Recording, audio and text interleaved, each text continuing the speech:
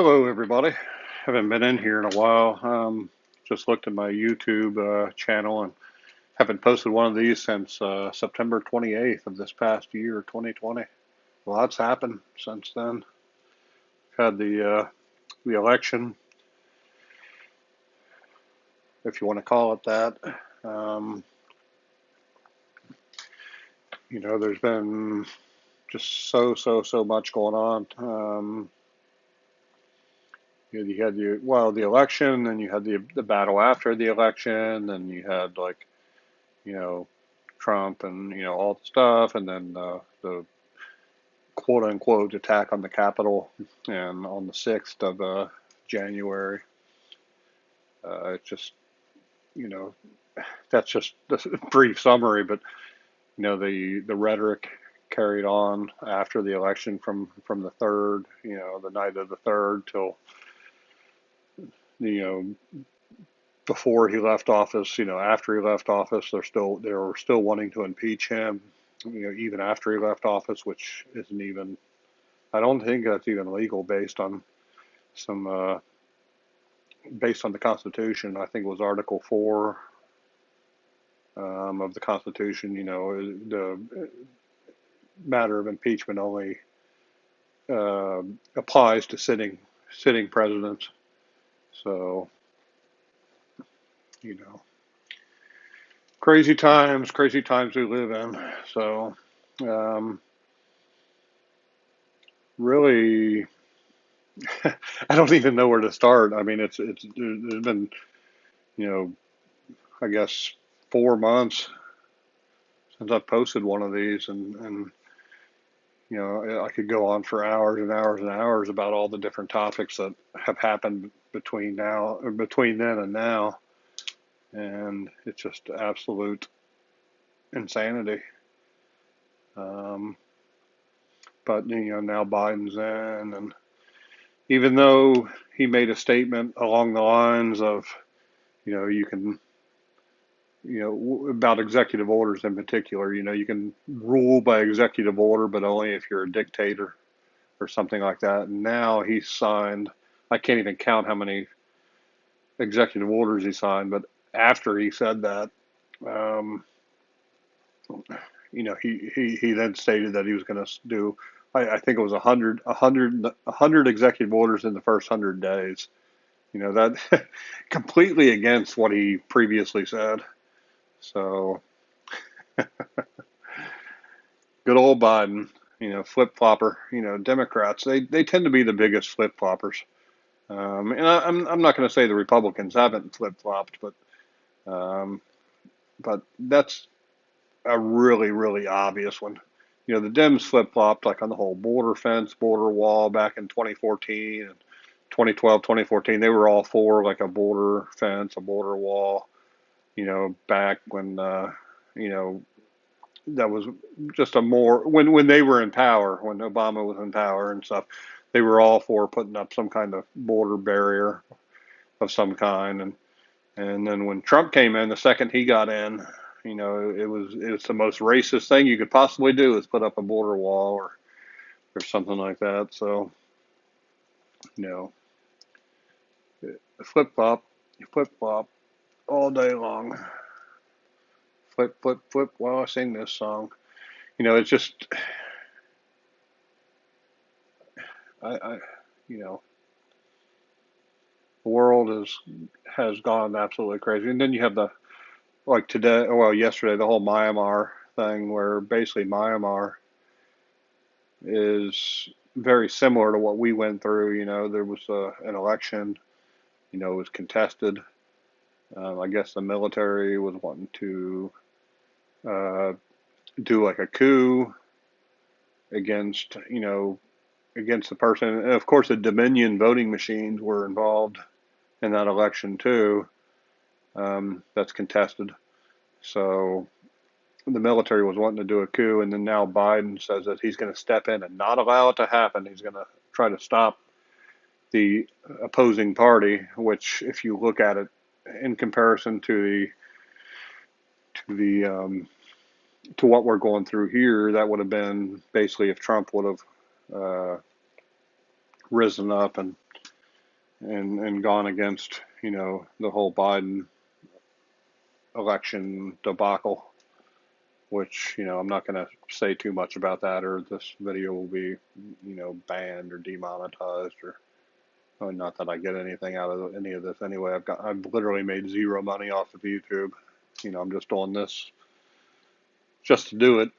So yeah, but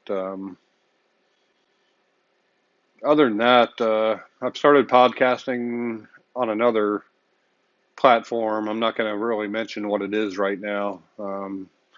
If anybody runs across it, they may recognize my voice or my, demeanor, or my the way I talk. So you may recognize me, but it's not a very big podcast yet.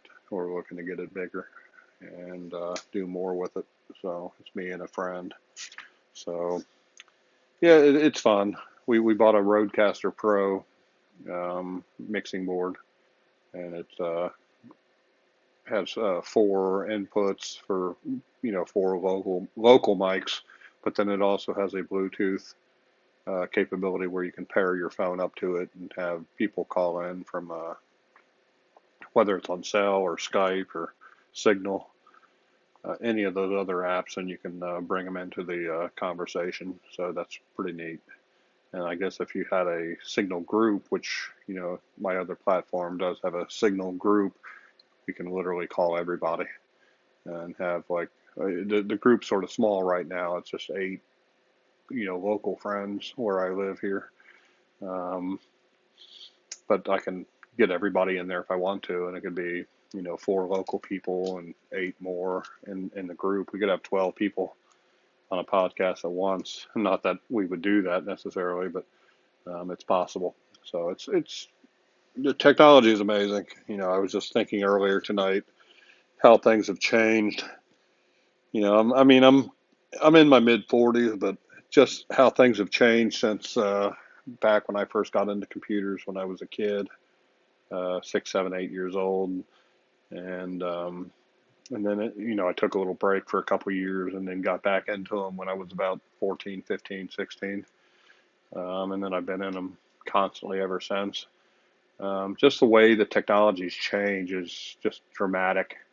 My first like IBM compatible PC was a 286, and yeah, an Intel 286 SX. I don't even know if it was XX. That was probably a 486. It was a 286 something. I had 1 megabyte of RAM, 1 megabyte of RAM, and 40 megabyte hard drive, 40 meg. I just downloaded a video and this video is going to be 10 times larger than that probably before I upload it. And then I just downloaded a YouTube video that was like, 3 times bigger than that. So it's crazy how things have changed. But in that 40 megabytes on my first, computer, I was able to store all kinds of documents, games. Um, I had a bulletin board system, an old BBS system that people could dial into that was running on it. And I can't even find much reference to it, but that was back in the DOS days. Windows wasn't quite good enough to do what I needed it to do at the time, and I wasn't enough into Linux to be able to get into that. But we had a bulletin board system. Well, mine was 3 lines, a 3-line BBS. It was based on UFOs. We talked about aliens and stuff. So it was called OSIL, OSIAL. It stood for Organization Seeking Intelligent Alien Life.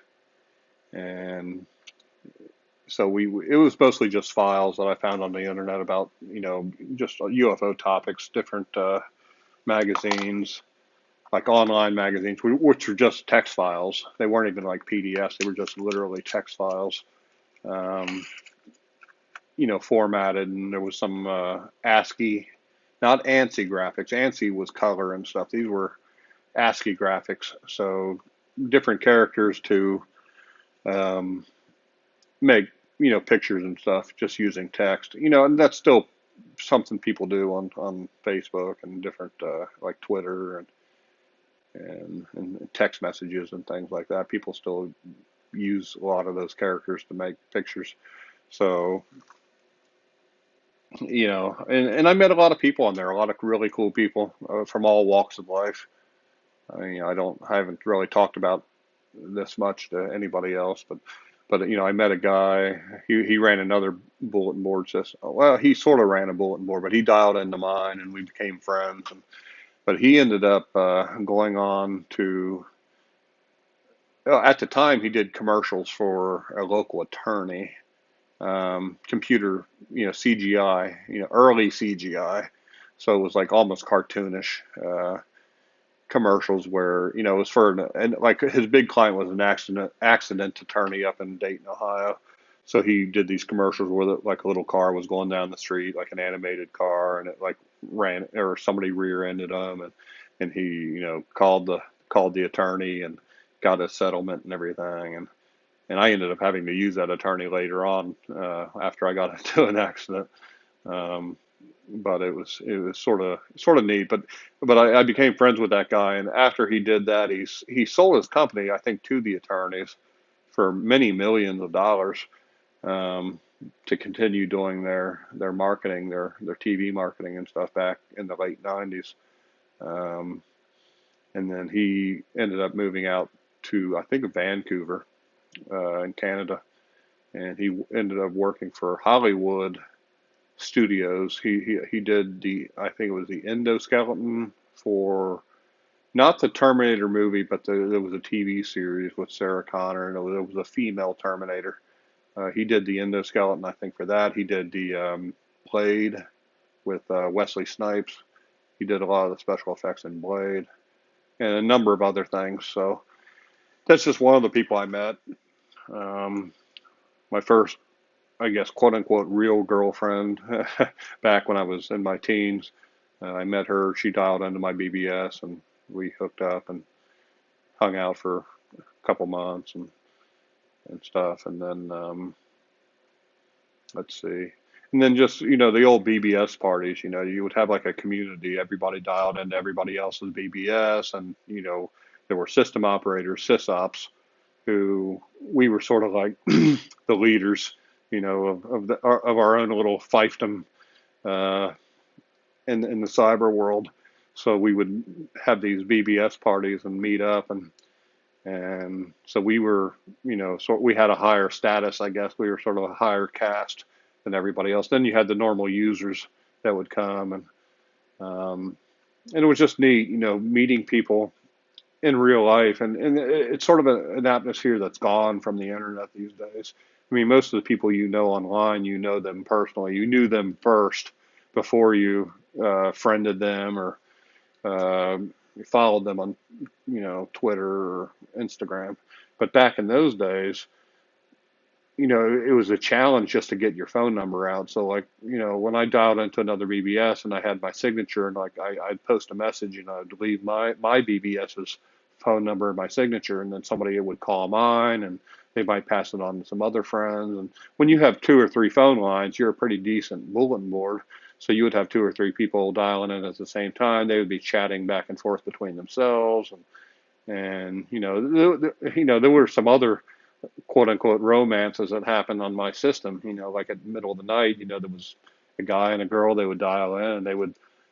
It was a non-traveled BBS. It was. I didn't get a ton of traffic, but they knew that if they called like after midnight, dialed into it after midnight, that it wouldn't be busy, and they could talk to each other. And that's how they talked to each other, because back then, it was long distance to directly call each other.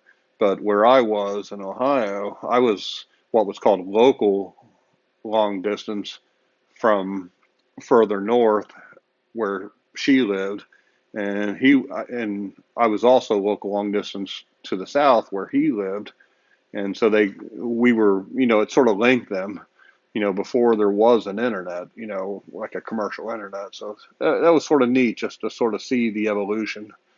Um, but that personal touch is gone, like I said.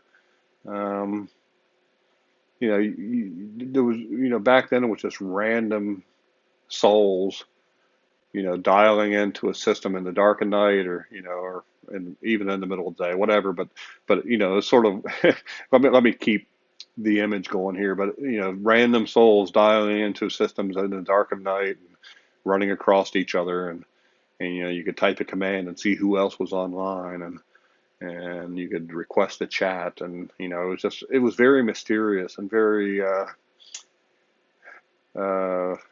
I don't even have words for it. It was just it was just like out in the ether. You hear like now. I guess another comparison would be sort of like ham radio. You're just like calling out into the sky, into the air. You're like CQ, which is calling any station. CQ, CQ. Is anybody out there? And you give your call sign, and then you just listen to static for a minute or so, and then call again. And it might take you 10, 20, 30 minutes, a half an hour, or an hour or 2 hours of just changing frequency and calling out, and then out of nowhere, out of the darkness, you get a response. And you just talk. I mean, it might be somebody across town, it might be somebody across the country, or somebody in another part of the world. You know, I mean, I before I got into ham radio, I did CB too, and it was very much the same. And in the upper sidebands, in the upper channels, um, you would just be calling, calling, calling, and then you would find somebody, and I had a map in my room when I was a teenager of a world map with just thumbtacks pushed into the wall of all the different countries that I had reached and talked to. And it was based on conditions, atmospheric conditions, of whether or not you could get through to them. But when the conditions are right, you could meet up, you could talk to these people multiple nights. You sort of became friends. You talk to their family, their kids, their wife, or vice versa. I mean, it was just reaching out into the world, which that's sort of gone now. I mean, from the masses as a whole. Now it's just your immediate friends, or your coworkers, or high school friends. I mean, there's just no magic in it anymore. It's sort of sad in a way that spark's gone, and I think with the censorship and everything going on right now on the internet, I mean, getting back to that, I think there should be a revival. There should be a revival of those modes of communication, not necessarily BBSs, because I mean, you can still get on message boards and like Reddit and stuff like that. You can still sort of reach out to strangers, but it just seems like on Reddit and any other message board on the internet, it's sort of like a big crowd in a bright room, and you just sort of look over at somebody and say, hey, like, hey, let's talk. You look like a cool person. But back when I got into it, it was literally like passing somebody on the street and just like striking up a conversation.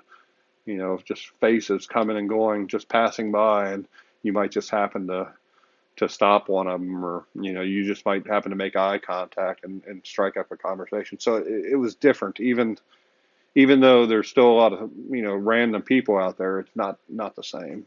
It's not the same feeling, I guess.